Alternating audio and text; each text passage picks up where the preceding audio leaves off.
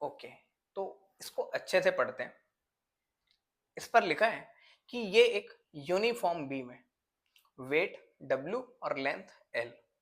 इस बीम का एक एंड O पॉइंट पर हिंज है, यहाँ फिक्स है बिल्कुल। इस रोप के दूसरे एंड को सपोर्ट दिया गया है एक केबल के द्वारा, एक रोप के द्वारा। ये रोप के बारे में बताया कि इसका कोई मास नहीं है और ये इनएक्सटेंसिबल है, पूरी तरीके से आइडियल रोप है। इस रोप के दूसरे एंड को Q पॉइंट पर फिक्स कर दिया गया है। इस Q पॉइंट को बताया कि O हिंज वाले पॉइंट से L हाइट ऊपर है, मतलब ये दोनों लेंथ इक्वल है। ठीक है, ये बीम के दूसरे एंड में एक ब्लॉक लटका दिया गया जिसका वेट अल्फा डब्ल्यू है।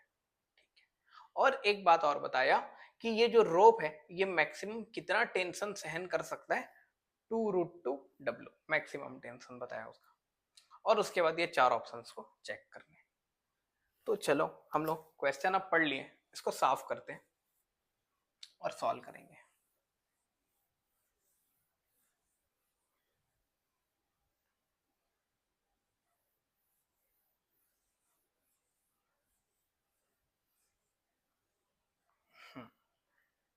अब देखो, ये जो पूरा सिस्टम है ये अभी इक्विलिब्रियम में है। कैसे? अगर ये रोप नहीं होता तो ये जो बीम है वो बिल्कुल ऐसे नीचे झुक, ऐसा गोल घूम के नीचे गिरना स्टार्ट हो जाता, पर वो रोप आके उसको रोटेट करने से बचा दिया। और ये पूरा सिस्टम अभी किस में? इक्विलिब्रियम में, स्टैटिक इक्विलिब्रियम में। और अगर इक्विलिब्रियम में है तो उसमें हम लोग नेट फोर्स को जीरो कर सकते हैं और उस पर लगने वाले नेट टॉर्क को भी जीरो कर सकते हैं। मतलब हम लोग फोर्स बैलेंस करेंगे और दूसरा टॉर्क बैलेंस करेंगे।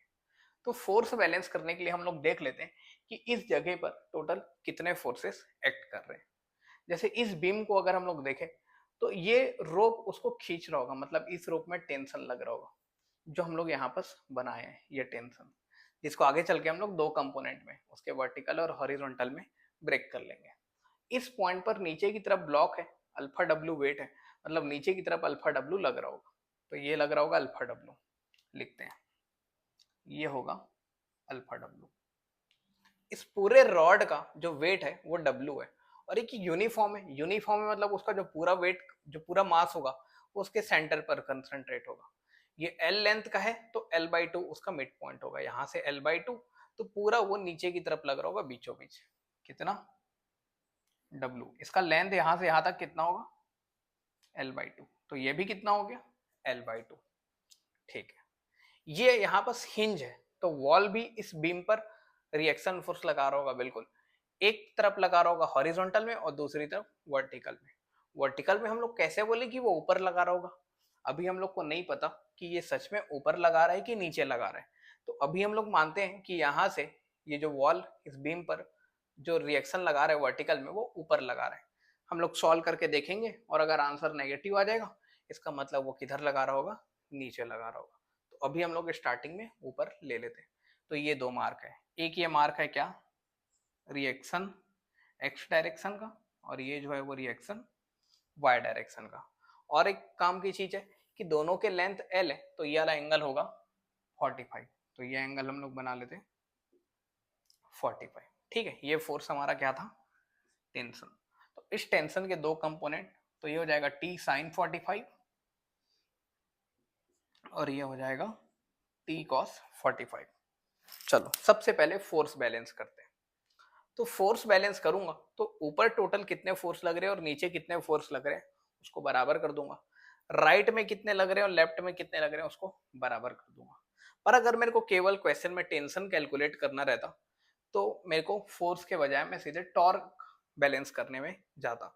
तो पहले हम लोग ना टॉर्क बैलेंस करते हैं। ठीक है, अब टॉर्क लिखने के लिए मेरे पास कितने सारे पॉइंट है, मैं कहाँ कहाँ देख के आसानी से लिख सकता हूँ। यहाँ पर जाकर लिख सकता हूँ, यहाँ पर इस पॉइंट पर देख के लिख सकता हूँ, इस पॉइंट पर देखकर लिख सकता हूँ। पर मेरे लिए सबसे अच्छा होगा ना कि मैं इस पॉइंट के अबाउट टॉर्क लिखूं, क्योंकि जब इस पॉइंट के अबाउट लिखूंगा तो ये वाले नॉर्मल रिएक्शन और ये वाले दोनों के लिए मेरे को टॉर्क लिखना नहीं पड़ेगा क्योंकि वो इसी पॉइंट पे है, डिस्टेंस जीरो हो जाएगा। तो मेरे को केवल इस फोर्स का और इस फोर्स का और इस फोर्स का टॉर्क लिखना पड़ेगा, इसका भी नहीं लिखना पड़ेगा क्योंकि वही लाइन ऑफ एक्शन में आ रहा है।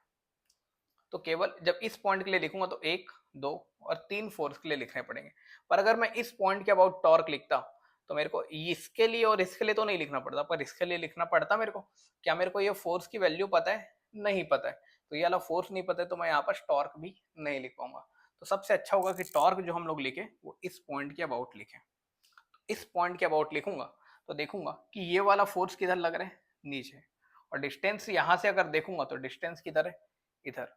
मतलब डिस्टेंस हमारा इधर है और फोर्स लग रहा है नीचे, मतलब मेरे को क्लॉकवाइज घूमना पड़ेगा। सेम इस फोर्स के लिए लिखूंगा तो फोर्स किधर है, नीचे। और इस पॉइंट से डिस्टेंस किधर है, इधर। तो इसके लिए भी कैसा घूमना पड़ेगा, क्लॉकवाइज। पर इस फोर्स के लिए लिखूंगा तो फोर्स किधर है, ऊपर। यहाँ पर फोर्स ऊपर, और यहाँ से डिस्टेंस किधर है, इधर। तो मेरे को डिस्टेंस से फोर्स की तरफ देखूंगा तो मेरे को एंटी क्लॉकवाइज घूमना पड़ेगा।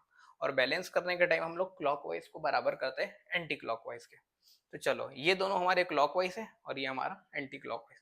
तो एंटी क्लॉकवाइज के लिए टॉर्क कितना है, ऊपर की तरफ फोर्स लग रहा है कितना, टी साइन 45। और उसका डिस्टेंस कितना है यहां से यहां तक, ये पूरा लेंथ कितना है, एल। तो ये इसके लिए लिखे। अब इसके लिए लिखेंगे तो नीचे की तरफ कितना लग रहा है, अल्फा डब्ल्यू फोर्स। और यहां से लेंथ कितना है, एल। और इसके लिए लिखेंगे तो फोर्स कितना है, डब्ल्यू। और ये लेंथ कितना है, L/2। तो हमारा आ गया T/√2 बराबर L कैंसिल हो गए, अल्फा डब्ल्यू प्लस डब्ल्यू। मतलब T की वैल्यू कितनी आ गई, डब्ल्यू अल्फा प्लस 1। यहां हम लोग ये y2 को बोल गए, y2। ठीक है, तो अच्छे से लिखते हैं। डब्ल्यू निकाले तो इसको मैं लिख लिया 2 अल्फा प्लस 1 बाई 2, और ये √2 भी ऊपर चला गया। मतलब हम लोग टेंशन की वैल्यू कितनी निकाल ली, यहां लिख लेते हैं। कितना, डब्ल्यू 2 अल्फा प्लस 1 बाई √2। ये हमारा लगने वाला टेंशन है। चलो आगे देखते हैं। ये हम लोग किए टॉर्क बैलेंस। इससे हम लोग देखते हैं, हम लोग को निकालना था कि tension in the rope 2W होगा जब अल्फा की वैल्यू 0.5 होगी। अल्फा को 0.5 डालते हैं तो कितना हो गया, ये हो गया 1 प्लस 1 2, 2/√2 मतलब √2। तो टेंशन कितना दिखेगा जब अल्फा को मैं 0.5 डालूंगा तो √2W। पर यहाँ कितना बोल रहे हैं, 2W। तो ये तो नहीं दिखेगा, बिल्कुल ये गलत है।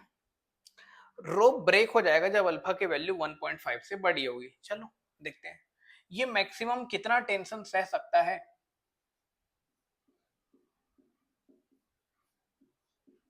ये जो है ये मैक्सिमम टेंशन 2√2W ले सकता है। पर अगर ये वाली वैल्यू उससे बड़ी हो जाए, ये टेंशन की वैल्यू इससे बड़ी हो जाए, तो रोप क्या हो जाएगा, टूट जाएगा। तो चलो हम लोग इसको बड़ा कर देते हैं, इसको बड़ा कर देते हैं 2√2W से, और देखते हैं कितना आ रहा है अल्फा। चलो, तो W से W गया,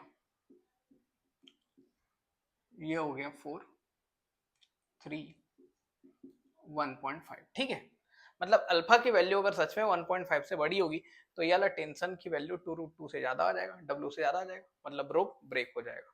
तो ये जो लिखा था वो सही था। अब देखते हैं कंपोनेंट्स पे कि ये रिएक्शन की वैल्यू निकालनी है हम लोग को। चलो, तो अब रिएक्शन लिखने के लिए हम लोग को फोर्स बैलेंस करना पड़ेगा।